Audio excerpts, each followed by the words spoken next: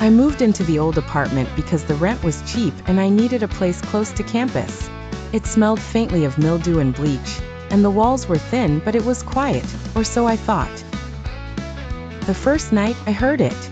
A whisper. Very soft, like someone murmuring through water.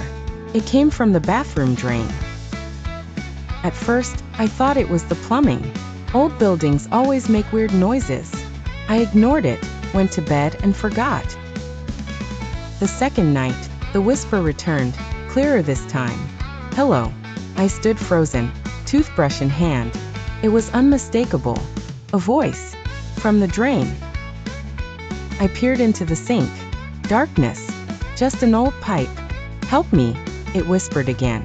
I dropped my toothbrush. I told myself I was tired. Maybe it was the wind or someone upstairs. I shut the bathroom door and slept with the lights on. The next day, I asked the landlord if anyone had complained about strange noises. He looked at me too long. Nope, he said too quickly. Plumbing's old. Makes sounds sometimes. That night, I taped the sink shut and stuffed a towel in the bathtub drain. But at 3:12 a.m., I woke up to the unmistakable sound of dripping, even though all the taps were off. I crept into the bathroom.